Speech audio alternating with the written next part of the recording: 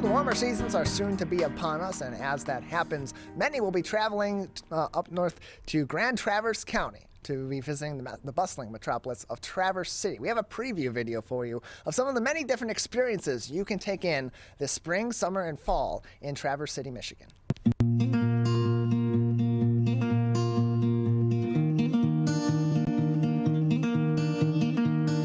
Sunrise paints these cherry-colored clouds, wakes the earth, shining rays out on the ground, brings to life our town below the base, where there's great food and better people, everyone's a friend, all are welcome, where the compass ends, so raise a toast to one more day.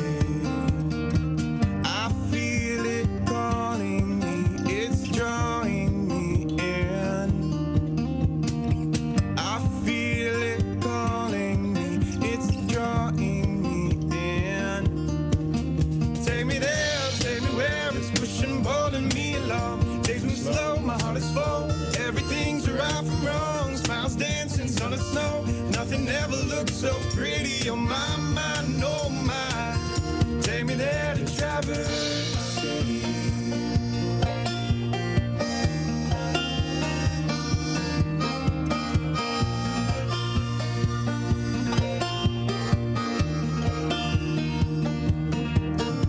I'm dreaming of a paradise, and mine is in the north. This feeling brings me back, always wanting more. Close my eyes, and the moments and memories always make me smile.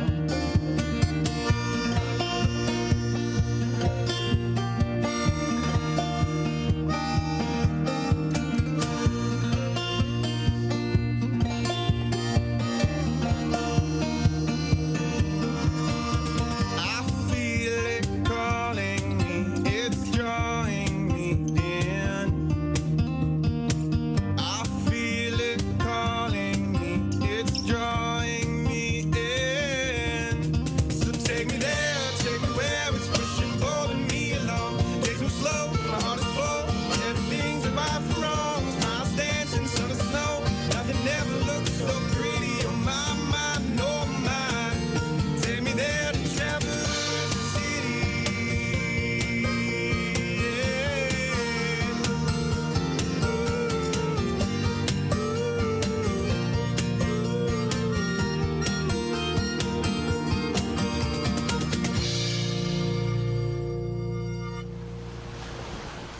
Joining us now on the MegaCast is the Public Relations Manager for Traverse City Tourism, Mike Kent, as we head into the warmer seasons of the year and people all across Michigan, the Midwest, and more make their way to Traverse City. Mike, thank you for being with us.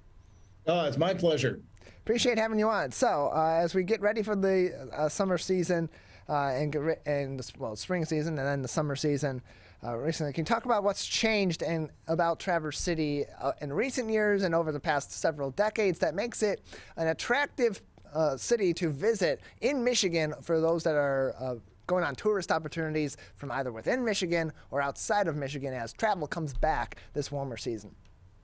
Doesn't that video put you in the mood to just want to get out and do something, Tyler? And quite frankly, if you could see what I'm looking at right now with the blue sky, Grand Traverse Bay being incredibly blue right now, that I think would want to have you up here. And, you really can't look at what's new in Traverse City without, first of all, looking at what's renewed in Traverse City. There's a couple events that have been either pared back or not happening because of COVID over the last couple of years. So one of the big ones that a lot of your viewers, listeners are aware of is the National Cherry Festival. So, it's 8 days around the 4th of July, and it is back full steam this year. And that means the Blue Angels are going to be here. And whenever the Blue Angels are going to be here, it's an incredible show that brings literally hundreds of thousands of people to the region to watch the shows. And it's worth every bit of it, too. So Cherry Festival is back with its parades, with its food tasting, and of course, cherries. They're going to be here too. And then just recently announced that the film festival, Traverse City Film Festival, is going to be back, and that's July 26th through 31st. So that hasn't been around for a couple of years, again, because of COVID. And they're going to be back with over 40 films. A very popular event is they set up a huge screen in the open space overlooking Grand Traverse Bay. And they, no charge to go to that. It's all open. Incredible sound system. You take your family down there, grab a lunch or dinner rather, and eat in the open space and watch films. So that's back again this year. And the other thing that is back again this year is the Ironman race. The Bayshore race is back this year. Ironman is in Frankfurt in September. So there's a lot of things that have been either pared back or put on hold over the last couple of years. And I'll tell you, the place is filled with excitement because of that coming back. And I've been doing travel shows in Chicago, DC, and Dallas.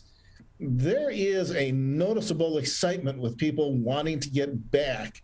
And people in your area especially, this is an area that is very well known to the people that are your listeners and viewers.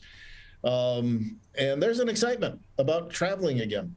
Yeah, and certainly in a lot of exciting events there in Traverse City over the summer especially, but even in the spring and in the fall, a lot to do up there, a variety of different things that you can do. You got a city for those that like to be in a very active and upbeat environment. You have, of course, beautiful beaches and landscapes and beautiful nature for those that like to engage in nature during the warmer seasons in Michigan and more. And you mentioned the Traverse City Film Festival. I was there in 2017, just after graduating from Michigan State with their Theater to Film project, which always premieres those and other short films also at the Traverse City Film Festival every year. And so it's a really interesting event, it's a really fun event to see great filmmaking from Michigan and from the region and in an interesting environment as well. And so you mentioned the excitement that these different, that people are having to get back out to these events and get back out and having fun in the community in Traverse City.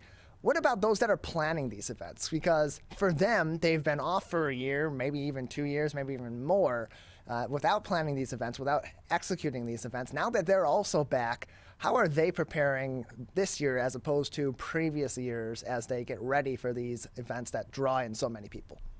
Well, especially if you take a look at the last couple of years, there was so much uncertainty, and I speak as somebody who is one of an organizer of events in this area.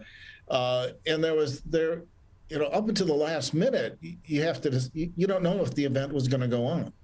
And I think there is enough positive affirmation that, we're not out of the COVID woods yet, but, things are looking pretty good and pretty safe. This is an area too, Tyler, that you have to understand, one of our main economic drivers is tourism and travel to this area. So this area learned very early on and very quickly that safe travel is absolutely critical. And what's happened over the last couple of years, we had like 1.7 million visitors to Sleeping Bear Dunes National Lakeshore. It was a record. Well, why is that happening? Well, part of it is pandemic driven because nobody's closing the trails. Some restaurants might have closed, but nobody's closing Lake Michigan. Nobody's closing the beaches. Those are all still open. Or were all still open over the last couple of years, and people needed to get away and needed to feel safe. So what did they do? They came up here and they used the beaches. We have some, incredible facilities. And, Sleeping Bear Dunes, you say, okay, they had 1.7 million visitors. That's a lot of people for a town of, about 19,000 in Traverse City. And yet it's such a large expanse that you can still find that isolated beach to get away, and there's nobody going to be around. If you want to go on the dunes climb, there's going to be a lot of people there at Sleeping Bear. But if you're looking to get that remote place that's out of the way, that your family can grab a sandwich and go out to the beach, it's there. And that's a lot of what we were seeing last year. And when you talk about the people who are planning things for this year, there's tremendous excitement about it because they put their heart and soul into planning these things, and it doesn't come to fulfillment unless people show up. well, this year people can show up. More information on TraverseCity.com. Learn more about everything going on in Traverse City this spring, this summer, and this fall, and all throughout the year. Again, that's TraverseCity.com. We're joined by the Public Relations Manager for Traverse City Tourism, Mike Kent, on the MegaCast. Again, TraverseCity.com is their website. And Mike, I'm often told by people that after watching this show, they really could use a drink. And coming up on May 1st, it begins Michigan Wine Month, and Traverse City Uncorked is one of those events that is celebrating Michigan Wine Month. It begins May 1st. In Traverse City. Can you tell us about that event and how people visiting the city can enjoy Michigan Wine Month? First of all, we got to assume that their needing a drink has nothing to do with you. Is that right, Tyler? I assume it has everything to do with me for 2 hours a day.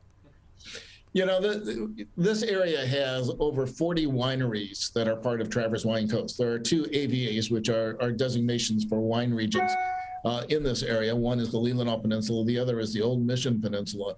And that's all part of Traverse Wine Coast. So May is Michigan Wine Month, and we produce about 60% of Michigan wines in these 2 AVAs, these 2 regions. And this is our way to celebrate Michigan wine. It's going on all month long. So it starts actually May 1st and runs through the end of the month. And it's a mobile passport that you just put it on your phone. And it gives you, and right now there's over 20 wineries that are a part of this. So it gives you incentives, it gives you discounts on either wine tasting or bottles of wine. And also you stay at any of the hotels and you can register to win a Traverse City wine themed weekend.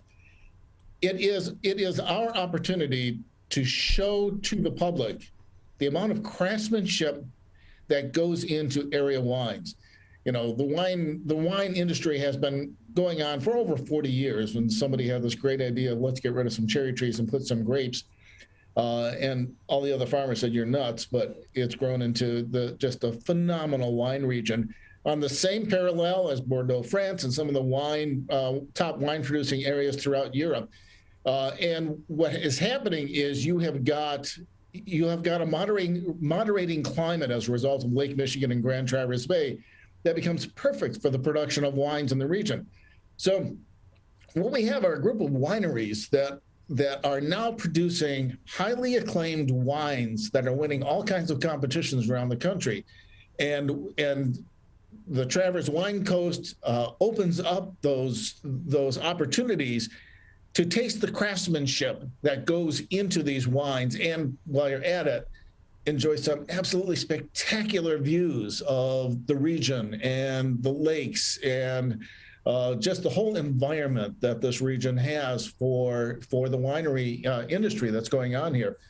So it's our way to celebrate Michigan wines. It's all easily accessible. You go to 5 different wineries that are part of the passport, and you're eligible for a Traverse City Uncorked shirt or other wine items like the Traverse City wine glass or a corkscrew. And so it's just a little added incentive for people to come on up, try out the wines and see what the craftsmanship is when you taste them. And they're spectacular. That is, to me, as a person that handles public relations and I deal with sommeliers and wine writers literally from around the world, that is, I think, one of our biggest stories of the last 5 years, and probably will be for the next 5-10 years, because of what is happening with the climate right now. The caliber of the wines in this region are just getting spectacular recommendations from around the world. We're joined by Mike Kent, the Public Relations Manager for Traverse City Tourism, joining us on the Michigan MegaCast. More information on their website. That is TraverseCity.com. TraverseCity.com for more information on everything happening in Traverse City over the next several months and all throughout the year. Mike, you mentioned earlier on the beautiful waters just outside your window there in Traverse City. For those that enjoy being on the water over the summer and enjoy water-related activities and events, what are some things along those lines that people can enjoy in Traverse City in the upcoming months? Anything having to do with the water is here. Okay, so you've got a number of tall ships. We had a new tall ship cruise that started just last year. That's the Wind Dancer. The crew here at Traverse City Tourism went out on it last year. What a spectacular evening. You know, it was the weather was perfect. They serve up a locally sourced gourmet dinner.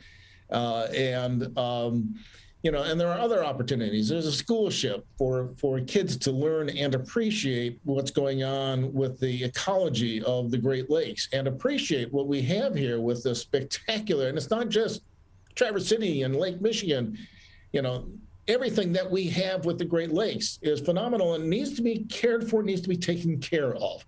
And so there are opportunities for that. But it's everything. Taylor, it's everything from kayaking to stand-up paddleboards to, have you ever heard of an e-foil? I've not, no. It's a propeller driven like an SUV, a stand-up paddleboard, only it goes above the water and you're kind of elevated above the water. It's never been on it. that would probably not be safe, but they look incredible. Those are here and classes on that. And then don't forget there is Great Lakes fishing, charter boat fishing. There is, take advantage of the rivers and the inland lakes that we have here, and fly fishing. We're getting into the fly fishing season here real soon. So anything having to do with the water. If you're somebody who has got a family and you want your kids to be with lifeguards and, there's a comfort level with a lot of people around, we've got Clinch Park Beach that's right near downtown Traverse City. And they've got a little waterscape for the kids to play in with the fountains and things like that. Or as I mentioned earlier, if you're looking for that remote beach that nobody knows about except you, it's here, And anything having to do with the water, that is probably our number one attraction. And I just came back from a series of travel shows in Chicago, DC, and Dallas. And one of the big things I say is, we have fresh water. This is not salt water where you go in salt water and you come out and you feel kind of yucky. Yeah. This is fresh water, and you can go swimming in this water and there aren't things that are going to kill you. We don't have freshwater sharks. Yeah. So you can enjoy yourself in the water, and whether it's swimming or taking advantage of stand-up paddleboards or whatever, there's a lot to do here. Mike, before we let you go, anything else that people should be keeping in mind as they travel to Traverse City this spring, this summer, this fall, and beyond? Yeah, Tyler, one of the big things that I would encourage is we have so many natural resources here that we can take advantage of.